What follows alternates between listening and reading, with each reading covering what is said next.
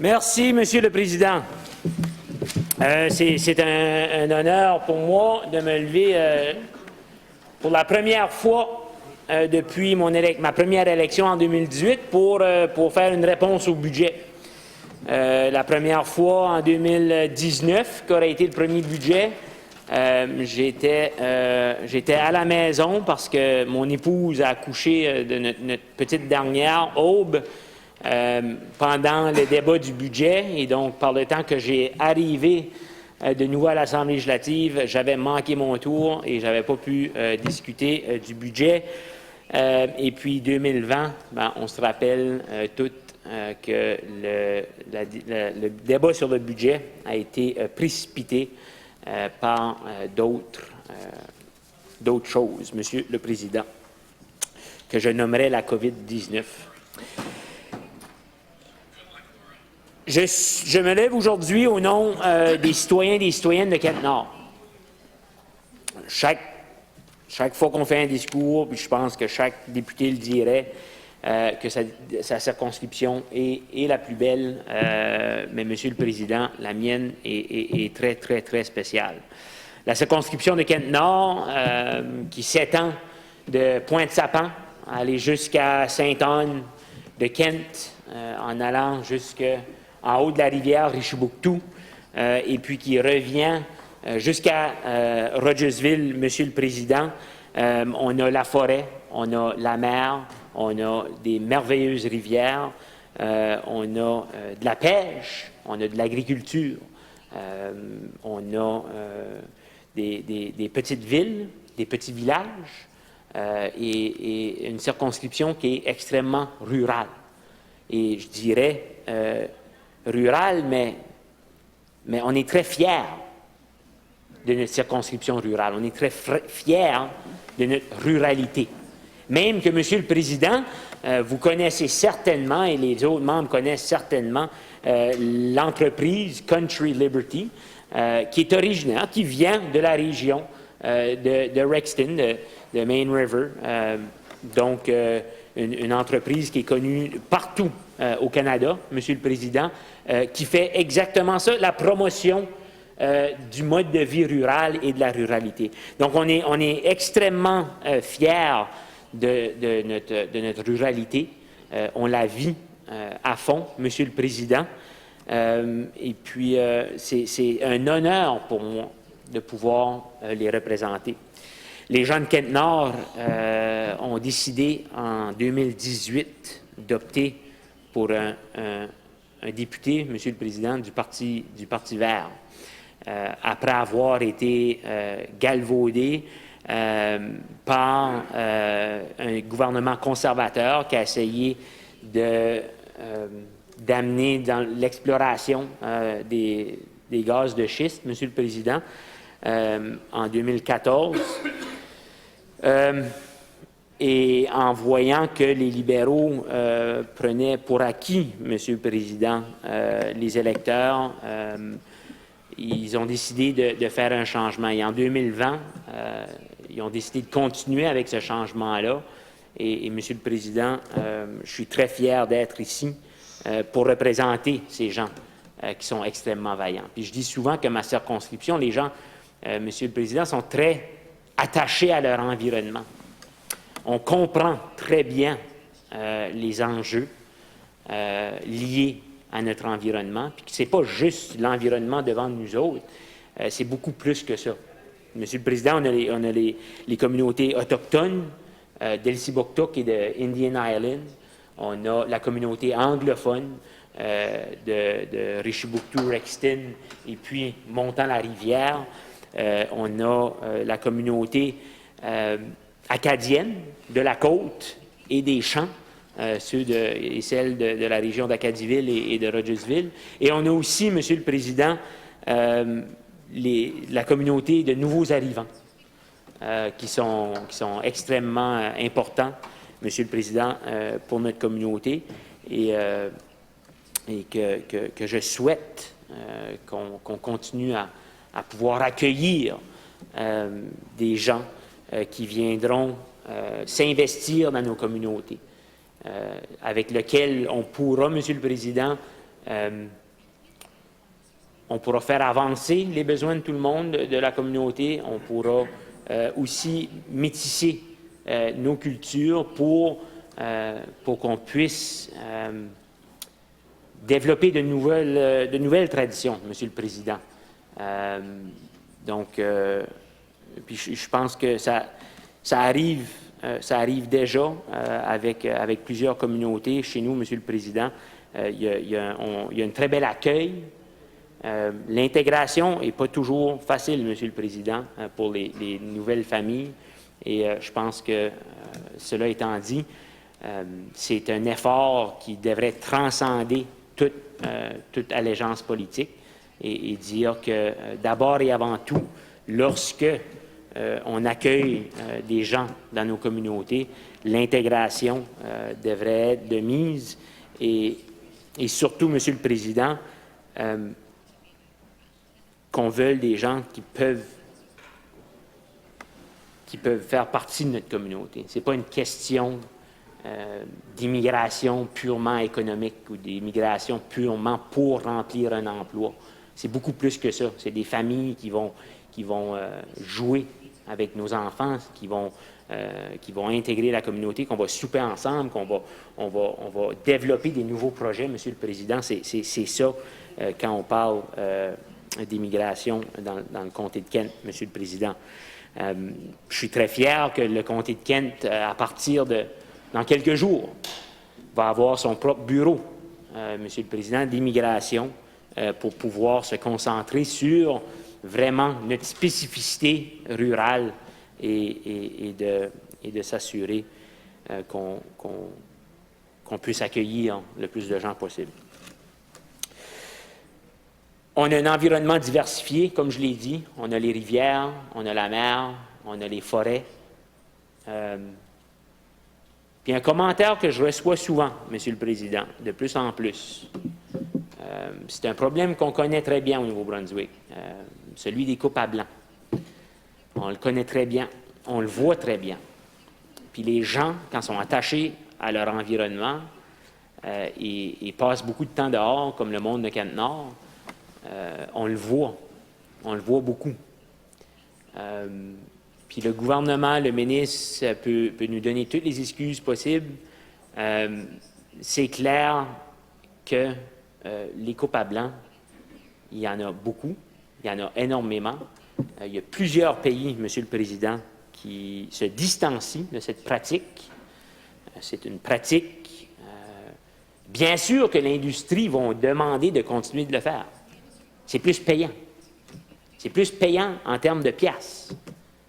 Mais c'est nous, Monsieur le Président, les citoyens et les citoyennes de la province qui payent le prix, socialement, économiquement aussi, parce qu'il y a des monopoles qui se sont formés dans le secteur, et puis surtout, Monsieur le Président, environnementalement.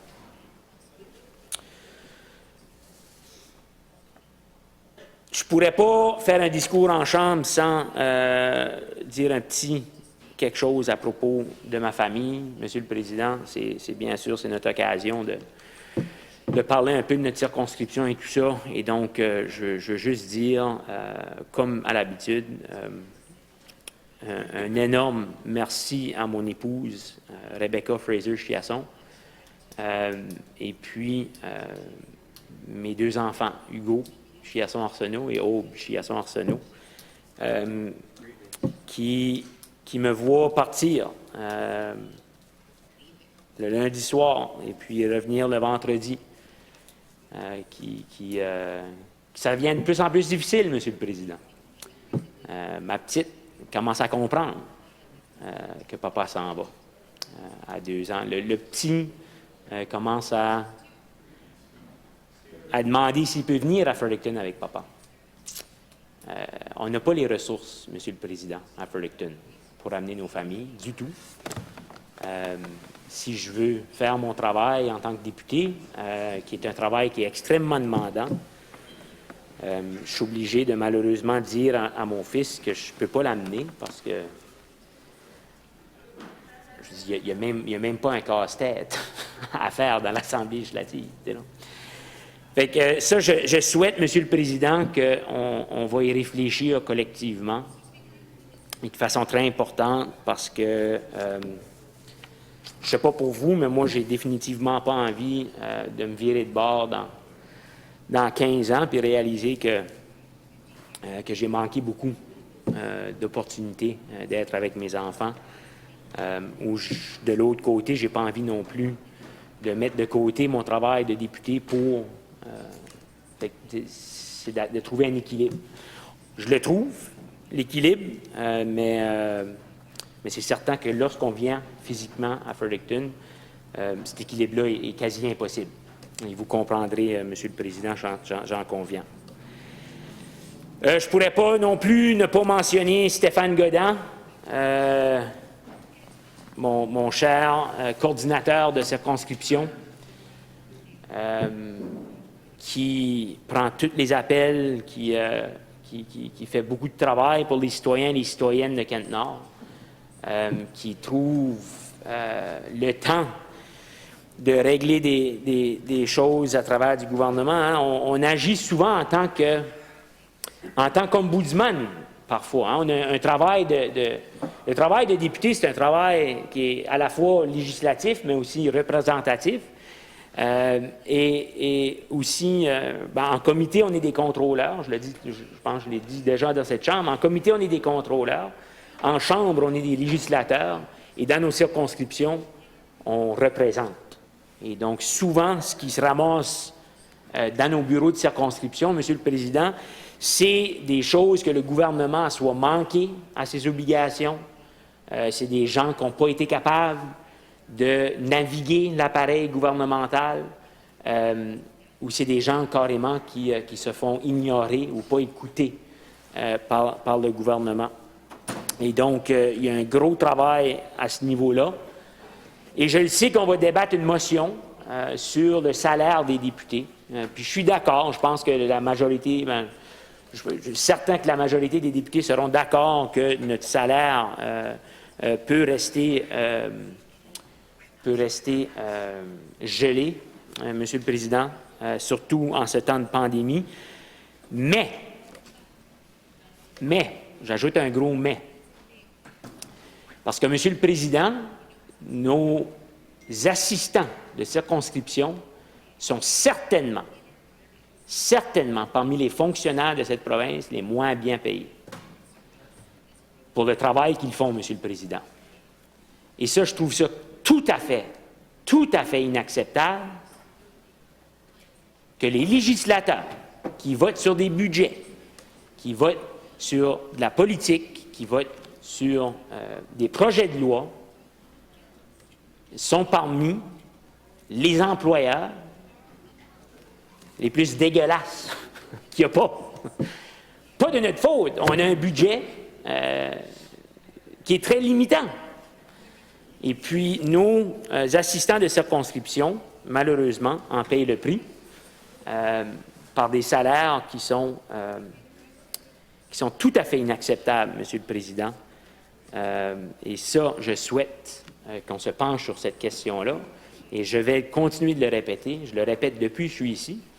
Je ne savais pas à quel point c'était horrible avant que je sois élu. Et à chaque occasion que j'ai de le soulever, Monsieur le Président, je vais le faire. Pour ma circonscription, Monsieur le Président, la route 11, j'en ai parlé ce matin. Encore rien de plus d'ajouter à ce budget ici. C'est une autoroute, Monsieur le Président, qui est extrêmement dangereuse. Tout le monde qui se promène dessus cette autoroute-là vous le diront. En hiver, c'est dangereux. En été, c'est dangereux. C'est dangereux à l'année longue, Monsieur le Président. Et je pense que j'ai été assez direct ce matin avec mes commentaires et je ne regrette rien du tout. Mais sincèrement, les résidents sont tannés d'être les protagonistes d'un jeu de roulette russe. Puis à chaque fois qu'on perd un membre d'une de nos communautés, peu importe la communauté, tout le monde de la circonscription se rappelle de 2, 3, 4 événements où eux, ils ont passé proche de faire un accident sur cette route-là, M. le Président. On a tous des histoires. Je suis certain que tous les députés de cette Assemblée législative qui ont déjà emprunté ce chemin-là ont eu ce qu'on appellerait des close calls, M. le Président. Donc, s'il vous plaît, M. le Président, dites au premier ministre de sortir sa tête du sort.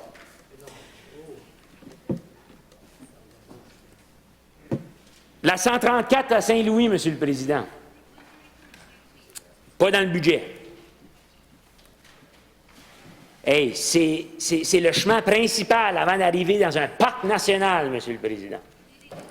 Le petit village le plus proche d'un parc national. Et c'est une honte. C'est une honte. Ça paraît que ça a été bombardé, M. le Président. Absolument. Puis en fait, M. le Président, lorsque vous étiez ministre du transport, je vous ai amené dans ma voiture. On s'est promené sur cette route-là. Et tu vois vraiment, hein, quand tu es à l'Aldouane, tu es sur le chemin, puis tu arrives à Saint-Louis, tu fesses le chemin de Saint-Louis.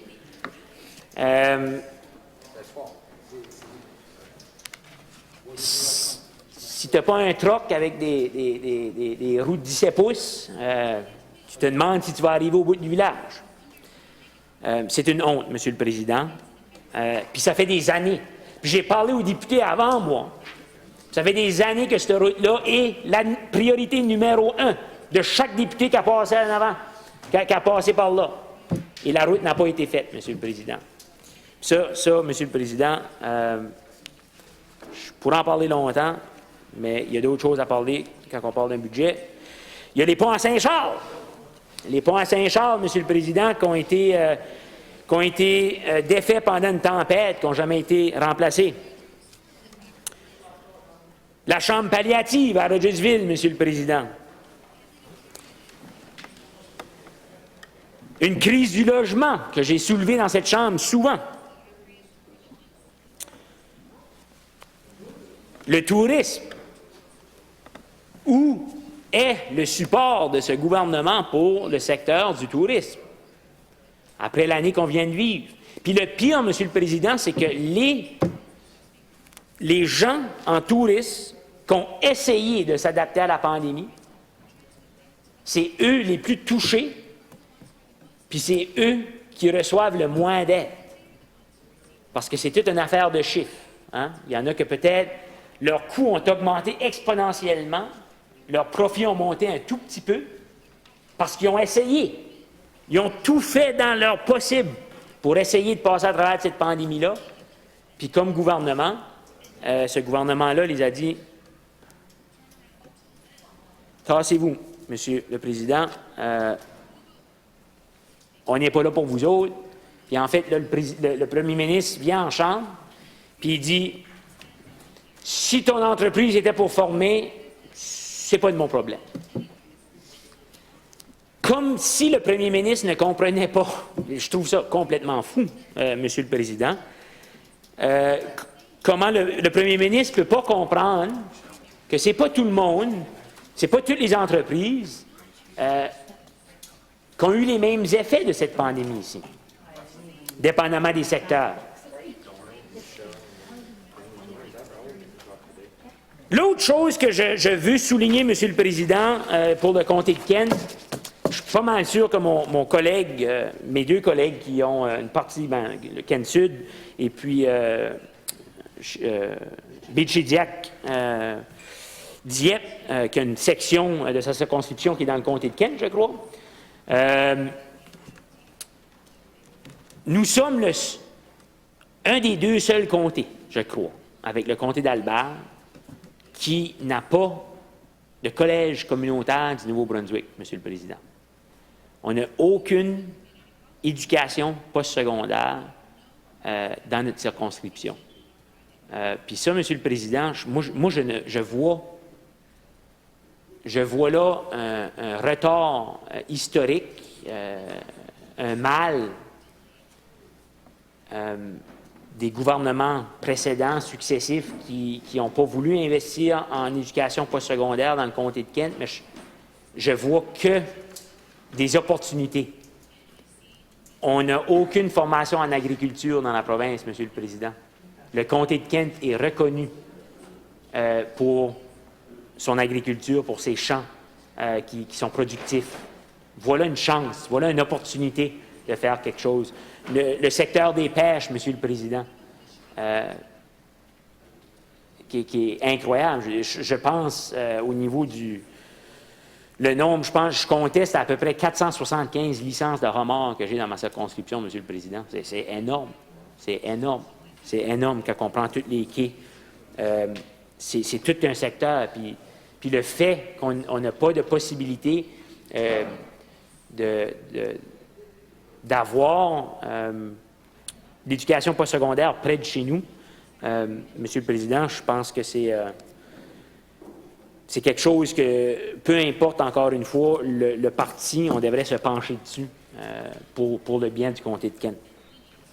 Maintenant, directement relié au budget, Monsieur le Président. Ensemble, réimaginons le Nouveau-Brunswick. Le titre n'est pas mauvais. On peut réimaginer. Je ne suis pas d'accord avec ma collègue que le titre n'était pas bon. Le titre est correct. Je pense qu'on peut réimaginer le Nouveau-Brunswick. Par contre, ce qui est à l'intérieur du budget, après le titre, ne reflète pas du tout le titre, Monsieur le Président. Vous me connaissez certainement comme étant quelqu'un de direct. Et donc, je vais être direct. D'abord et avant tout, ce budget est un exercice de communication trompeur et hypocrite, Monsieur le Président. En rencontrant le président, le premier ministre, dans le corridor, il m'a souhaité bonne chance de trouver quelque chose à critiquer de ce budget, qui, il m'a admis, n'avait pas de vision ni de plan de relance. L'objectif du budget n'étant pas le bien-être des Néo-Brunswickois et des Néo-Brunswickoises, mais sa propre image et l'opinion des quelques milliardaires de cette province. Dès les premières lignes du budget, on parle de bien commun, Monsieur le Président. Je doute très fort que ce gouvernement comprenne le terme du bien commun. D'abord et avant tout, il s'agit d'un terme à connotation républicaine, Monsieur le Président. On peut parler de théorie, ça va me faire un plaisir de parler de théorie. C'est un terme républicain. Et comment voulez-vous qu'on parle de bien commun quand nous sommes encore des sujets d'une monarchie et que tout appartienne à une couronne, Monsieur le Président? Si loin de la réalité des Néo-Brunswickois et des Néo-Brunswickoises. On va s'entendre qu'elle ne vit pas comme nous autres. Comment voulez-vous qu'on prenne au sérieux un gouvernement qui galvaude le terme bien commun en refusant de négocier de bonne foi avec les syndicats, qui refusent de croire dans les Nouveaux-Brunswickois en allant toujours investir dans des projets douteux d'ailleurs, et qui refusent de réglementer les monopoles qui tiennent la province en otage par quelques familles richissimes et parasitiques, Monsieur le Président. Depuis l'ère McKenna, le concept du bien commun a complètement été évacué de la politique néo-brunswickoise. Gouvernements conservateurs et libéral successifs nous ont lancés aveuglement dans l'ère du néolibéralisme en troquant l'intérêt des citoyens et des citoyennes de cette province, notre bien commun à nous et notre souveraineté politique pour, au lieu, favoriser les intérêts de multinationales et d'oligarques. Cette complicité tacite a mené à des privatisations, des inégalités grandissantes et des services publics qui ne tiennent que par une ficelle.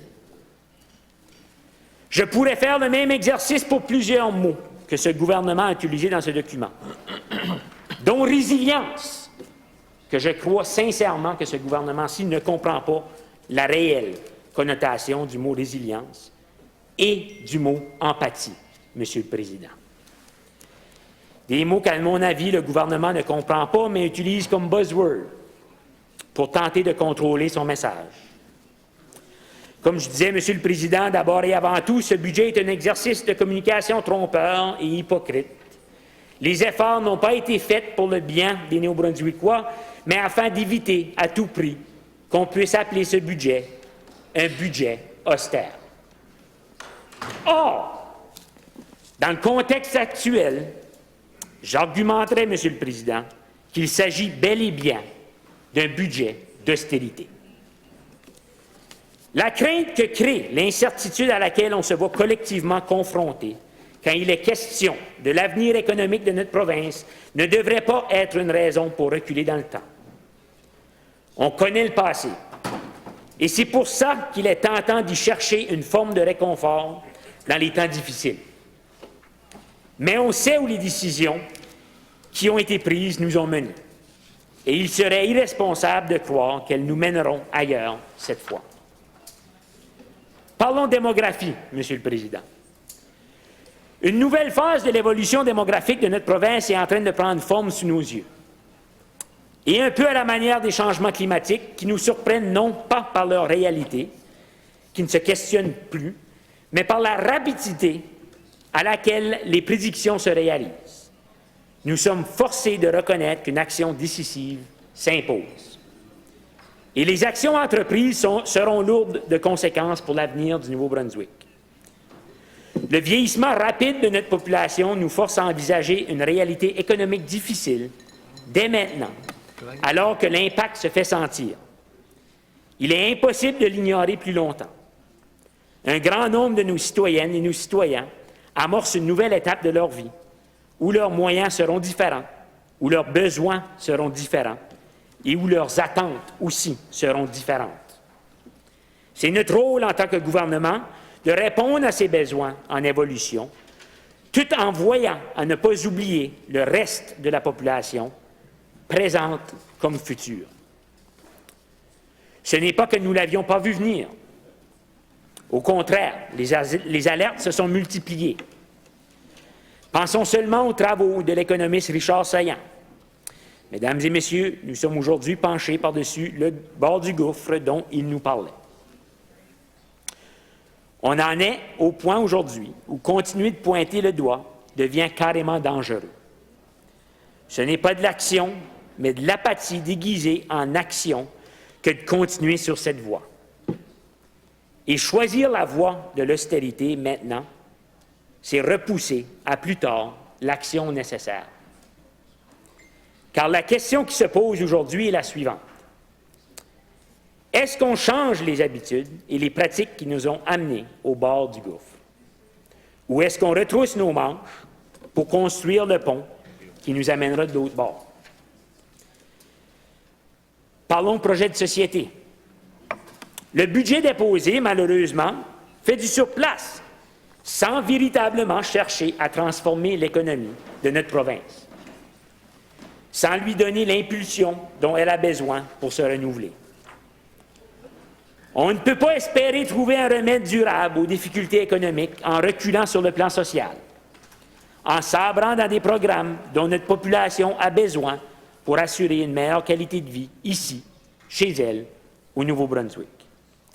On ne peut pas espérer de meilleurs résultats en continuant de s'appuyer sur les mêmes vieilles idées et les mêmes vieilles industries, comme si d'elles que nous viendrait la manne qui nous sauvera de la famine économique.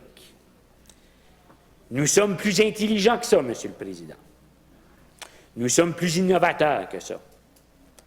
Évidemment que les grandes industries contribuent à l'économie de la province, mais l'industrie a ses limites et ses objectifs. Ce n'est pas son rôle de guider le progrès social et économique de notre province. L'industrie cherche à profiter, à maintenir ses acquis, à se donner des avantages compétitifs et assurer sa croissance. Bon, c'est normal, c'est attendu. Mais il faut passer à autre chose. Nous devons aspirer à créer quelque chose de nouveau et d'unique, qui sache s'inscrire dans un projet de société qui corresponde aux valeurs partagées de notre population. L'indépendance, l'autonomie et l'appartenance à une collectivité unie. Ce renouveau passera d'abord et avant tout par nos citoyennes et nos citoyens. Parce que, collectivement, elles et ils sont capables d'accomplir quand on leur en donne la possibilité, quand on leur fournit les outils nécessaires. Ce que ce gouvernement n'a pas été capable de faire. Parlons de responsabilité fiduciaire, Monsieur le Président. Malheureusement, les dernières décennies ont été marquées dans notre province par une alternance des deux grands partis au pouvoir, qui a fait que volontairement ou non, l'objectif visé par les gouvernements successifs s'est souvent orienté vers la réélection plutôt que sur le bien à long terme du Nouveau-Brunswick et de sa population. Je ne blâme pas personne en particulier pour ça. C'est un mal dont sont pris la plupart des démocraties. J'en fais simplement le constat.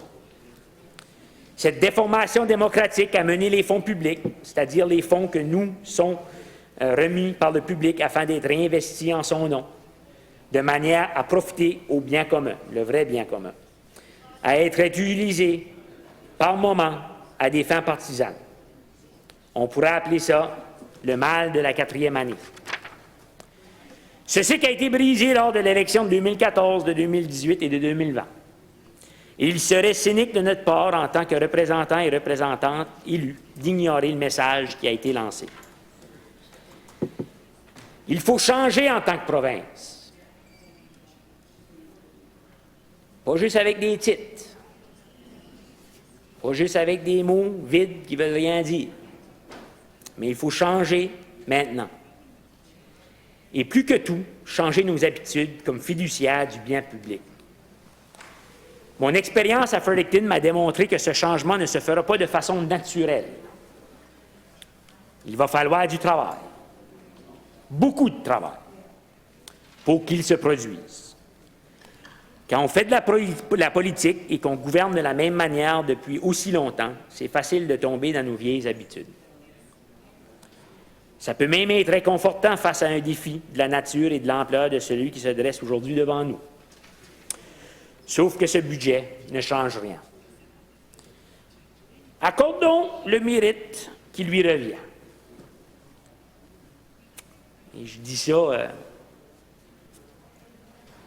c'est pas des gros mérites, mais accordons-lui quand même. Le gouvernement a investi des sommes minimales dans des domaines déjà trop sous-financés. C'est vraiment le plus de positif que je peux sortir aujourd'hui, Monsieur le Président. Ils ont investi des sommes minimales dans des choses qui ont été sous-financées pendant des décennies. C'est même pas ce que j'appellerais du rattrapage. Cependant, je vous le demande, est-ce que le projet mis de l'avant aujourd'hui offre une perspective d'avenir?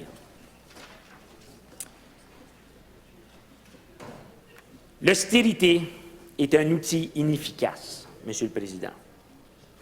L'austérité sans projet d'avenir n'est pas une politique économique saine ni sensée, parce qu'elle force la population à serrer la ceinture sans lui donner d'objectifs clairs, sinon celui de présenter des budgets équilibrés ou un exercice comptable déguisé comme celui devant nous aujourd'hui.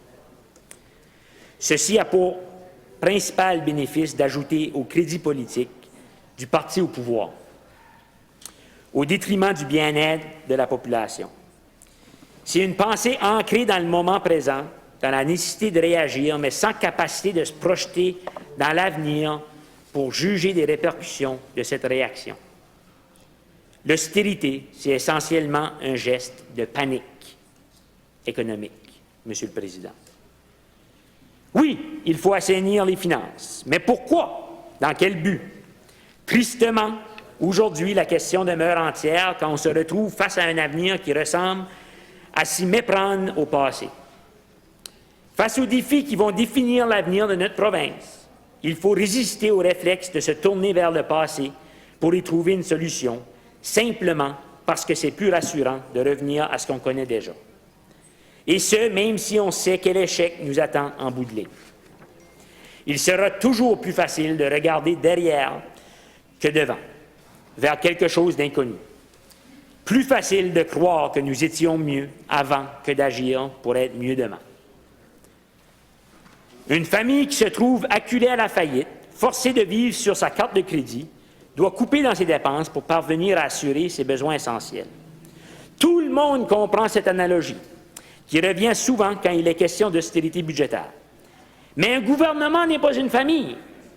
Cette famille, d'ailleurs, a besoin du gouvernement pour l'aider à s'en sortir. Une entreprise qui se trouve acculée à la faillite doit souvent liquider des avoirs pour se soulager temporairement et trouver des moyens d'augmenter ses marges de profit, souvent aux dépens de sa main-d'œuvre, qui voit ses nombres ou ses avantages réduits. Mais un gouvernement n'est pas une entreprise. Elle aussi, mais d'abord et surtout sa main-d'œuvre a besoin du gouvernement pour l'aider à s'en sortir. Et dans un cas et dans l'autre, l'objectif de l'austérité est premièrement de traverser une crise. C'est notre situation aujourd'hui. Les 30 ou 40 prochaines années vont être dures pour notre province si on choisit de s'accrocher au passé, si on continue d'espérer qu'une grande industrie nous sauvera, si on choisit de continuer à croire que seul salut possible vient d'ailleurs qu'en nous-mêmes et la confiance en nos propres capacités, Monsieur le Président. Là, je vais manquer de temps, comme d'habitude, Monsieur le Président. Là, j'essaie de voir où est-ce que je coupe.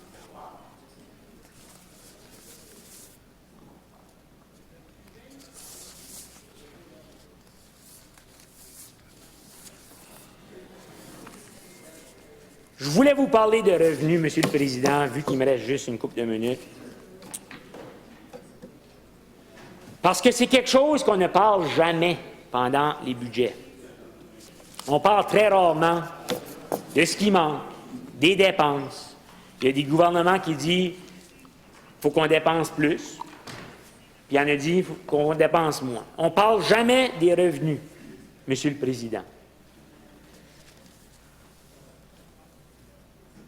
L'impôt n'est pas seulement une question de budgets gouvernementaux, mais il se trouve au cœur de notre lien social, Monsieur le Président. On veut parler de biens communs, parlons de biens communs. Thomas Piketty dit que les milliardaires sont portés présents dans les magazines. Il est temps qu'ils apparaissent dans les statistiques fiscales, Monsieur le Président. Il a bien raison. Ça fait des années que je parle des paradis fiscaux, Monsieur le Président.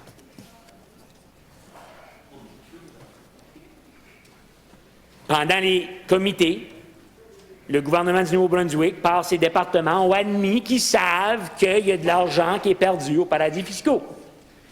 Mais ils admettent aussi qu'ils ne font rien pour savoir comment est-ce qu'on manque d'argent. Ça, Monsieur le Président, c'est tout à fait irresponsable. Les géants du Web ne payent pas leur juste part d'impôts, Monsieur le Président. C'est des revenus manqués, oubliés, qu'on ne peut pas réinvestir dans nos services publics. Le prix du bois a explosé, Monsieur le Président. Une planche de plywood qui coûtait 11 piastres avant la pandémie est rendue 43 piastres. Puis les revenus qui reviennent à la province sont quelques dollars de plus. Il y a quelqu'un qui se fait une pièce à quelque part, Monsieur le Président. Puis c'est pas le bien commun. C'est pas les gens du Nouveau-Brunswick. On lance de l'argent au nucléaire de ce monde avec une technologie qui n'a pas été prouvée. S'ils veulent faire des investissements dans le privé puis d'essayer de développer la technologie, allez-y. Mais l'argent du bien commun, l'argent du public, ne devrait pas être là. Monsieur le Président, on a des milliardaires dans cette province, et moi je dirais, Monsieur le Président, afin d'augmenter les revenus, taxons cette richesse-là. 1% sur les richesses de 20 millions et plus. I'd like to have you talk forever. Thank you.